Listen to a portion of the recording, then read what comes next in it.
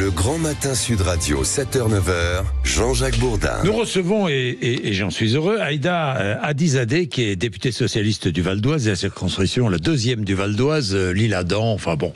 Députée socialiste, donc, née à Téhéran, en Iran. Vous êtes donc d'origine iranienne. Bonjour madame, merci d'être avec nous. Vous êtes d'origine iranienne. Tout à fait. Vous avez de la famille en Iran, j'imagine. Oui. Beaucoup de familles en Iran. Oui, est-ce que vous arrivez à les joindre en ce moment ? On échange par WhatsApp, on échange peu parce qu'on ne veut pas non plus les mettre en difficulté. On sait que le régime peut surveiller ces conversations-là. Le Mossad ayant infiltré l'Iran, ce qui a permis de faire ces frappes, ces attaques, le régime a déjà entrepris une série de répressions ciblées et aveugles de ceux qui estiment être les espions, les traîtres. Et on ne veut surtout pas les mettre en difficulté. Donc on échange. Pour l'instant, ils vont bien, mais on est très inquiets. Ils habitent à Téhéran ? Certains habitent à Téhéran, d'autres habitent à Shiraz et dans d'autres villes aussi. Que vous disent-ils de la situation ? Comment la vivent-ils, cette situation ? Ils sont angoissés. Ils sont angoissés, ils ne savent pas de quoi demain sera fait. Ils oscillent entre fatalisme et angoisse et désespoir. Ne voient pas d'issue heureuse à cette situation pour eux, pour les civils. Bien sûr, alors je ne veux pas parler pour eux parce que je ne veux pas les mettre en difficulté. Vous savez, le régime n'est pas soutenu par les Iraniens. Ça, c'est presque... Le régime n'est pas soutenu par les Iraniens. Et on l'a vu d'ailleurs dans le mouvement Femmes, Vie, Liberté qui a été réprimé durement. Je pense qu'il y a 95% des Iraniens qui, si on leur demandait demain de virer le régime, le feraient dès demain. Oui. Sans mauvais jeu de mots. Mais ce n'est pas pour autant que les bombes sont souhaitées, sont souhaitables. Et au contraire, elles provoquent beaucoup d'angoisse. Il y a des précédents. À côté, il y a eu l'Irak. Oui. L'Irak en 2003, c'est 1 million de morts pour un changement de régime. Il y a eu la Libye plus récemment. Enfin, c'est des situations extrêmement angoissantes. Alors je vais revenir sur la situation militaire et la situation diplomatique et la géopolitique, mais je voulais vous demander, donc ils sont anti-régime. On est bien d'accord. Difficile de s'exprimer d'ailleurs quand on est contre le régime là-bas en Iran. On dit qu'il y a des mouvements de population importants, on dit que beaucoup ont fui Téhéran. C'est vrai ou c'est faux ? Oui, on voit des images qui nous parviennent par les réseaux sociaux. Oui. Pour ceux qui peuvent, oui, il y a des longues files de voitures sur les artères de Téhéran, devant les stations à essence. Les gens cherchent à fuir parce que c'est les consignes qu'on leur donne, mais sans leur dire où aller. Les Israéliens aussi, la population civile fuit, se réfugie dans les abris antimissiles, dans les bunkers, dans le métro, mais ils ont des consignes beaucoup plus précises. Là, c'est fuyez, partez. C'est un message du président Trump qui leur est directement parvenu, mais pour aller où ? Et c'est là la grande angoisse. Les États-Unis hésitent à entrer en guerre. Doivent-ils éviter de le faire ? Oui. Qu'en pensez-vous ? Oui, je pense que les guerres sont dévastatrice. C'est bien pour ça que nous avons établi, nous, vieux continent, vieux pays, après 2 guerres meurtrières dont nous commémorons chaque année le souvenir, nous avons établi des principes, ce qu'on appelle le droit et même le droit international pour éviter d'entrer dans ces phases-là. La guerre c'est banal à dire, mais nous avons nos grands humanistes, Albert Camus, enfin, des écrivains qui sont exprimés là-dessus. La guerre est toujours une tragédie.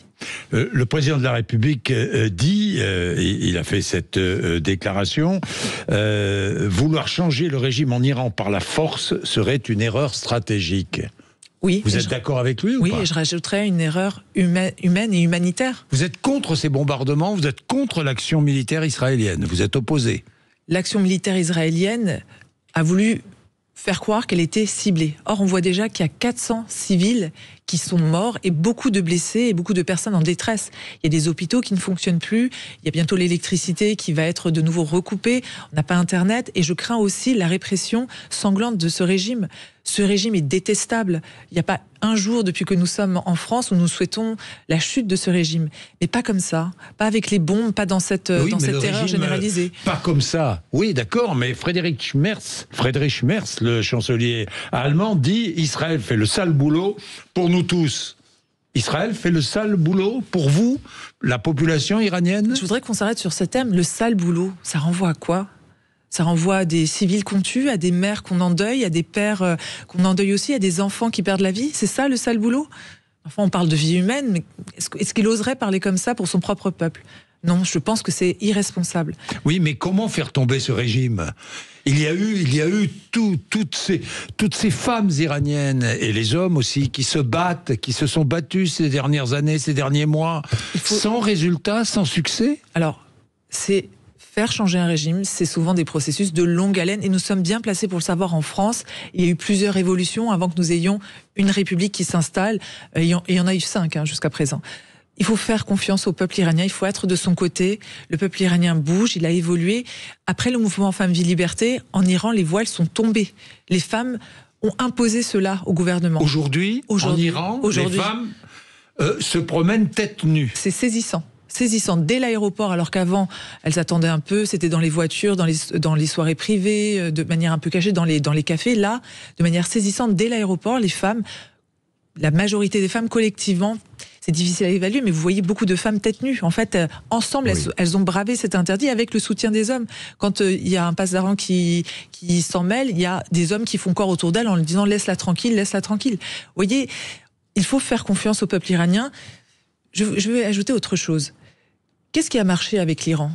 Un accord en 2015, qui a mis une fin malheureusement provisoire, parce cet accord a été dénoncé par Trump, au mouvement d'enrichissement du nucléaire pour se doter d'une arme. Le droit, ça marche. Encore faut-il y croire. Encore faut-il ne pas croire en la seule loi qui semble prévoir l'heure à l'heure actuelle, c'est la loi du plus fort. Non, je pense que la paix est fragile. Oui, ce régime doit changer, oui, ce régime doit tomber, mais il faut le faire évoluer de l'intérieur en soutenant les Iraniens. Vous êtes iranienne d'origine. Tout à fait. Vous aimez ce pays, qui est un pays magnifique. J'ai pas eu la chance d'y aller, mais c'est un pays magnifique de 90 millions d'habitants. Dites-moi, lorsque vous voyez en France des manifestations pro-palestiniennes, et dans ces manifestations de plus en plus de drapeaux iraniens, mais de drapeaux soutenant la République islamique. C'est une dérive totale. Je pense que les gens qui font ça n'ont aucune idée de ce qu'ils défendent, de ce qu'ils soutiennent, ou peut-être même un peu trop. Ils sont peut-être pour la charia. Voilà, c'est une dérive totale et c'est un crachat au visage des Iraniens qui ont subi ce régime depuis 40 ans. D'ailleurs, certains le disent. Pour l'instant, on a 400 morts, mais il y a eu 800 pendaisons du régime iranien. Donc, certains, avec ironie, disent on est encore loin du compte de ce que le régime nous a fait subir juste l'année précédente. Donc non, c'est tout à fait condamnable. Et puis j'ai une dernière chose sur le terrain politique, purement politique. Vous avez soutenu Boris Vallaud. Tout à fait. Dites-moi, est-ce qu'il faut passer des accords électoraux, oui ou non, avec LFI? Est-ce que le PS doit passer des accords électoraux avec LFI? Je crois que si on passe des accords, c'est pour éviter d'avoir le RN au second tour, si on parle législative, dans tout un tas de circonscriptions. C'est-à-dire que c'est presque un pacte de non-agression. Nous ne présentons pas de candidat face à vous, vous n'en présentez pas face à nous dans un cas où on est dans un scrutin uninominal à 2 tours. Je pense qu'il ne peut pas y avoir d'accord programmatique.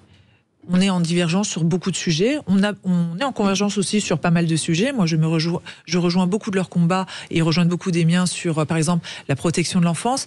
Mais on pourrait mettre barrage républicain à gauche et partir comme ça aux élections. Je pense que ça serait sain, ça serait même salutaire si on veut éviter d'avoir davantage de députés RN.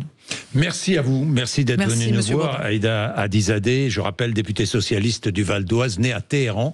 Merci, d'origine iranienne. Donc, 7h20, merci beaucoup. 7h20, vous êtes sur l'antenne de Sud Radio. Rappel des titres de l'actualité, Laurie Leclerc.